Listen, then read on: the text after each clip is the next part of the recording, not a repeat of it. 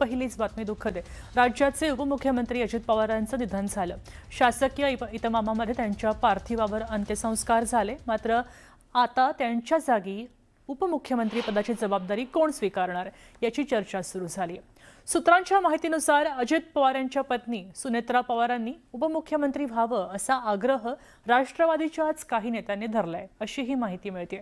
या संदर्भात प्रफुल्ल पटेलांनी सुनेत्रा पवार यांची भेट घेतली असंही बोललं जात आहे। तेव्हा त्याचसोबत राष्ट्रवादीच्या विधिमंडळ पक्षाची बैठक आयोजित केली जाईल असंही बोललं जात आहे। आता ही सगळी चर्चा असताना मंत्री नरहरी झिरवळ यांनी सुद्धा सूचक वक्तव्य केलंय। चर्चांना उधाण आलंय। त्यांनी सुनेत्रा पवारांना उपमुख्यमंत्री करायची मागणी केली आहे। त्याचसोबत दोन्ही राष्ट्रवादीच्या विलीनीकरणाची बरही भाष्य केलंय। तर जयंत पाटलांनी सुनेत्रा पवारांची भेट घेतली। भेटीदरम्यान शशिकांत शिंदे आणि हर्षवर्धन पाटील सुद्धा होते। आपण पाहतोय की जयंत पाटलांनी आजच सुनेत्रा पवारांची भेट घेतली। आज अजितदादांच्या पार्थिवावर अग्निसंस्कार झाले आणि त्यानंतर जयंत पाटलांनी सुनेत्रा पवारांची भेट घेतली आणि यावेळी काँग्रेसचे हर्षवर्धन पाटील सुद्धा होते। शशिकांत शिंदे सुद्धा या ठिकाणी होते। राजकीय चर्चा झाली असाही कयास लावला जातोय, तर्क लावला जातोय। आज दुपारनंतर या तिघांची भेट झाली होती। अजितदादांचं अपघाती निधन झालं। राज्यासाठी हा मोठा धक्का ठरला। इतकंच नव्हे तर राष्ट्रवादी काँग्रेस आणि पवार कुटुंबावर सुद्धा मोठा आघात झाला। कारण दोन्ही राष्ट्रवादी काँग्रेस एकत्र येण्याच्या चर्चा सुरू झाल्या होत्या। पुणे पिंपरी चिंचवड महापालिका दोन्ही राष्ट्रवादींनी एकत्र लढवल्या होत्या। आगामी जिल्हा परिषद निवडणुका दोन्ही पक्षांनी घड्याळ चिन्हावर लढवायचंही एकमत केलं होतं। मात्र आता अजित पवार हयात नसल्यामुळे एनसीपीच्या राजकीय वाटचालीसाठी पक्षाचं नेतृत्व कोण करणार हा प्रश्न आहे।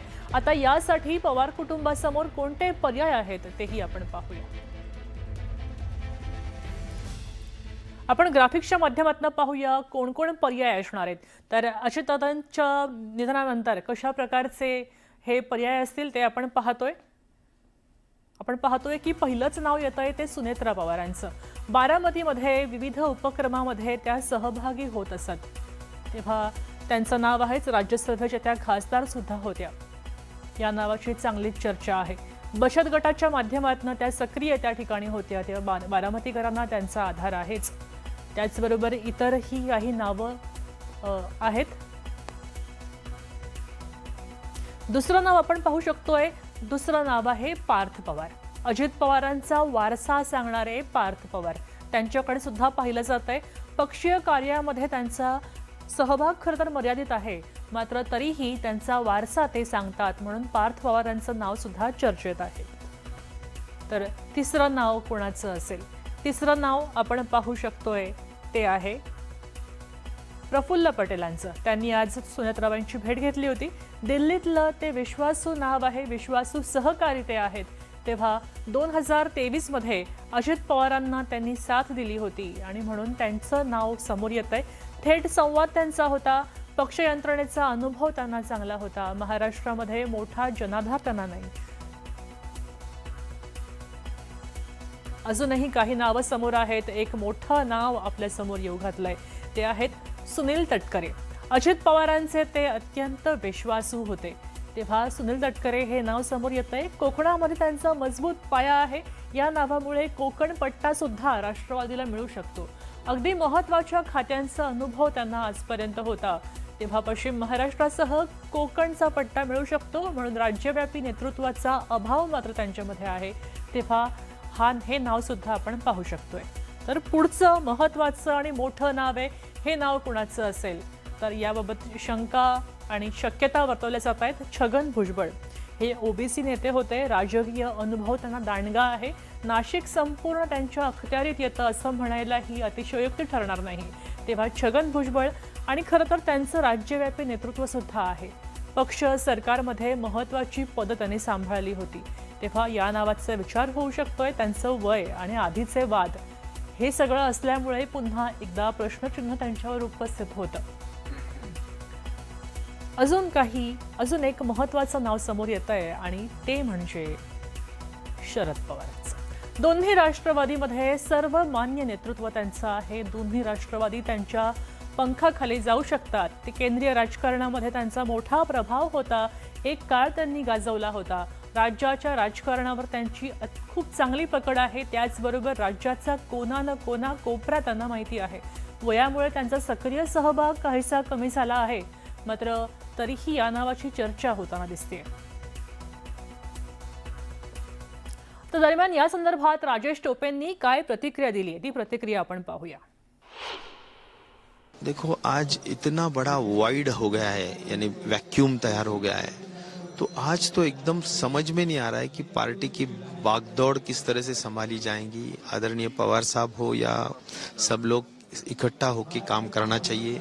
सब लोगों ने, दोनों पार्टी ने इकट्ठा होके ही काम करना चाहिए और आगे लेके जाने के लिए बहुत अच्छी स्ट्रैटेजीज वर्कआउट होनी चाहिए. तो अभी सभी की नज़र पवार साहब और उनके फैमिली के ऊपर है. देखते हैं कि किस तरह से हम आगे बढ़े.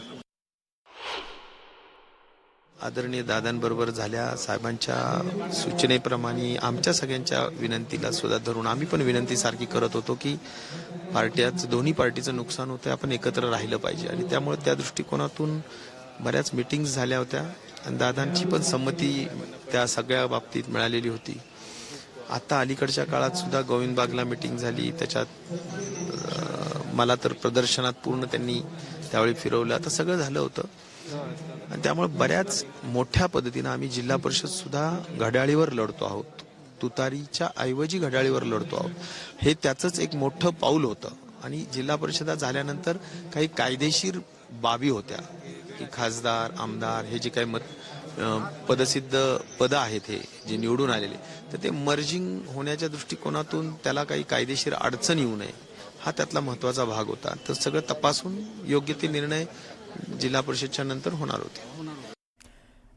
अजित पवारांचं अपघाती निधन झालं आणि त्यानंतर संपूर्ण महाराष्ट्र हळहळला. बुधवारी सकाळी 8:46 लिअरजेट 45 जातीचं विमान बारामती विमानतळावर लँडिंग करण्याच्या प्रयत्नामध्ये असताना दुर्घटना झाली. आता या विमान अपघाताचा तपास DGCA आणि AAIB या संस्थांकडून सुरू आहे. तपास पथकानं विमानामधले ब्लॅक बॉक्स रिकव्हर केले आहेत. तेव्हा या ब्लॅक बॉक्समधला डेटा लवकरच डिकोड केला जाईल आणि त्यानंतर अपघाताचं नेमकं कारण समोर येऊ शकणार आहे.